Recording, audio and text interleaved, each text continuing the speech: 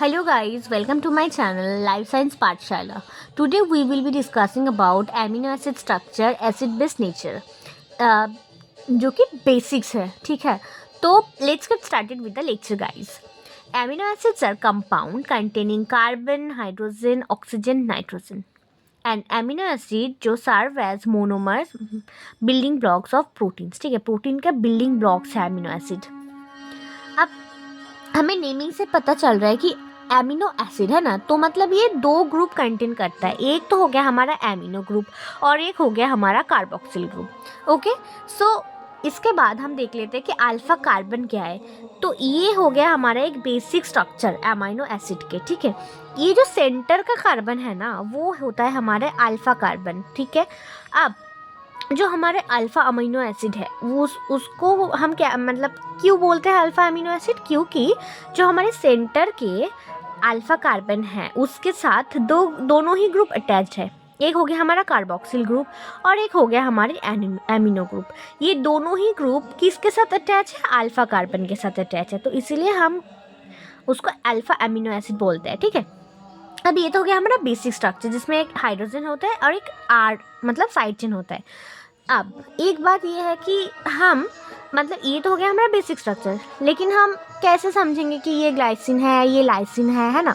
तो वो मतलब हर एक एमिनो एसिड जो है उसका जो आर चेन होता है ना, यही डिफरेंट होता है. ठीक है, इट इज़ डिफरेंट. जो आर ग्रुप है it is different in each amino acid. ठीक है, अब हम देख लेते हैं कि सिंपलेस्ट केस क्या है. सिंपलेस्ट होता है हमारे ग्लाइसिन. ये जो अमीनो एसिड है उसका आर ग्रुप, ये तो आर ग्रुप था ना हमारे, तो ये आर ग्रुप में भी हाइड्रोजन है. ठीक है, तो ये सिंपलेस्ट हो गया. बाकी तो ये सब नॉर्मल जो बेसिक स्ट्रक्चर है वो है और आर ग्रुप में हाइड्रोजन है. लेकिन हमारे जो प्रोलीन है ना, प्रोलीन वो यूनिक है. क्यों? क्योंकि ये तो एक हो गया, ये प्राइमरी अमीनो एसिड नहीं है, ये सेकेंडरी अमीनो एसिड है जिसको हम इम्यूनो एसिड भी कहते हैं. इसमें ध्यान से देखो, ये जो अल्फ़ा कार्बन है इसके साथ हाइड्रोजन है, इसके साथ कार्बोक्सिल ग्रुप है, इसके साथ एमिनो ग्रुप है. लेकिन ये जो हमारे साइड चेन है ना आर, ठीक है, ये तो साइड चेन, ये किसके साथ अटैच है? ये हमारे एमिनो ग्रुप के साथ अटैच है. तो इसीलिए ये बाकी जो जितने भी हमारे एमिनो एसिड्स हैं ना, उससे ये यूनिक है. ठीक है, अब नेक्स्ट हम बात करते हैं एसिड बेस नेचर. तो amino acid act as acids and bases. Amino acids are amphoteric molecule. Amphoteric याद रखना अच्छे से कि एम्फोटेरिक, एम्फोप्रोटिक नहीं बोल रही हूँ, एम्फोटेरिक बोल रही हूँ. क्यों एम्फोटेरिक मॉलिक्यूल? क्योंकि ये कंटेन करता है बोथ एसिडिक ग्रुप भी और बेसिक ग्रुप भी. ठीक है, तो इसलिए ये हो गया हमारे एम्फोटेरिक मॉलिक्यूल. ओके, तो पहले इस एसिडिक नेचर बात करते हैं एसिडिक नेचर की. तो जो COH ग्रुप है वो डोनेट करता है H+, तो act as acid. Okay, basic nature जो है वो है NH2 ग्रुप, वो एक्सेप्ट करता है H+ को, एक्ट एज बेसिस.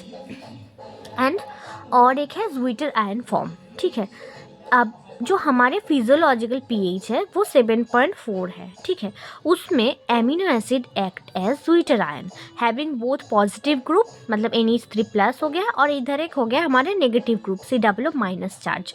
दोनों ही चार्ज कंटेन कर रहे हैं, तो ये हो गया हमारे ज्विटर आयन. ठीक है, ये इलेक्ट्रिकली न्यूट्रल हो गया. ठीक है, अब देखो सबसे लो pH जब है, जैसे कि pH 1 मतलब हमारे pH स्केल में 1 to 14 तक होता है ना, तो जब सबसे लो pH में जो पॉजिटिव चार्ज है वो प्रीडोमिनेंट है NH3+.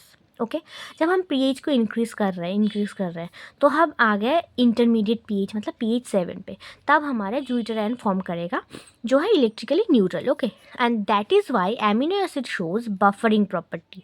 ठीक है, ये ज्विटर आयन फॉर्म होता है pH 7 में. एंड जब हम उससे भी ज़्यादा करें, हाई कर दे एकदम pH 14 पे लेके आ गए, ठीक है, उसमें हमारे हो गया नेगेटिव चार्ज प्रीडोमिनेंट. देखो ये नेगेटिव चार्ज प्रीडोमिनेंट. तो thank you so much guys for watching my video. And और भी आपको अगर वीडियो चाहिए तो प्लीज़ कमेंट सेक्शन में ज़रूर बताना. And do like share and comments. Thank you, bye bye.